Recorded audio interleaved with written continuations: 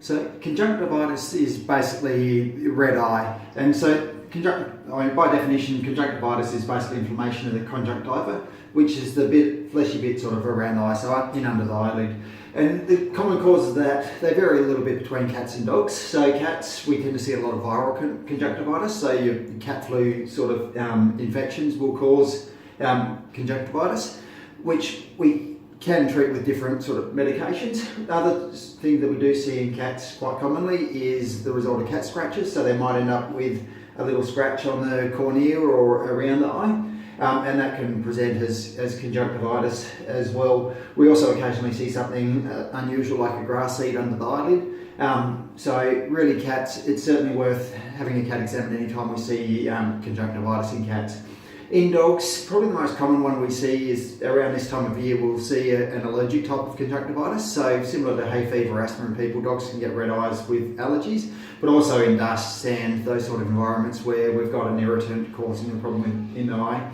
We also see the foreign bodies under eyelids, so the grass seeds and those sort of things.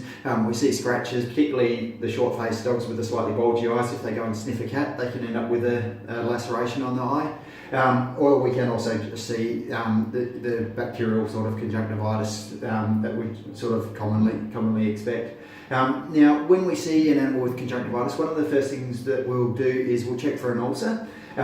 So ulcers aren't always completely obvious to the naked eye. So what we may have is we might have a small area of ulceration in the eye. So an ulcer is basically damage to the outer layer of the cornea. But that, because it's so thin, it's only one cell thick, we can't actually always see that. So what we'll normally do is we'll normally pop a special stain called fluorescent into the eye, and that will stain any areas of ulceration. And the reason why that's important is we can't use steroid-based medications when we have an ulcer because it can make the ulcer much worse. And so we need to know whether that's there, because if we can use steroid-based ointments, it'll settle down the inflammation in the eye quite quickly, and it'll make the animal a lot more comfortable. So we want to know exactly what we're dealing with. For puppies, the more common causes of conjunctivitis are eyelid abnormalities. So we may have a condition where the eyelid rolls inwards called entropion, or it rolls outwards ectropion. We might have some hairs growing on the eyelid margin which shouldn't be there. And they will cause a constant rubbing on the eyelids. So when we've got a young dog with conjunctivitis, we'll quite carefully examine the eyelids to see if we can see any sort of underlying cause. So yeah, like I say, the general approach to an animal with conjunctivitis, we'll check for any ulcers. For older animals, we may also check for, make sure the tear production is adequate. We'll make sure that we've got good confirmation of the eye, so the eyelids are a normal position, normal sort of shape. Make sure there's nothing else like eyelids or extra eyelashes causing problems. Make sure there's not a foreign body.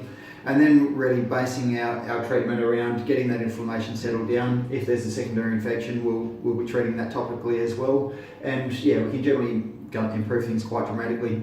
It is worth getting conjunctivitis seen to quite quickly by a vet, because dogs rubbing at their eye can cause a lot of ulceration. And ulcers can also progress quite quickly in dogs and cats if they get a nasty infection. And I've seen it before where if an ulcer has gone from a very superficial ulcer to going right through the thickness of the cornea and losing the eye within 24 hours. So worth getting them checked fairly quickly. Most of them are fairly easy for us to deal with, particularly if we see them early. And yeah, we can get it all under control.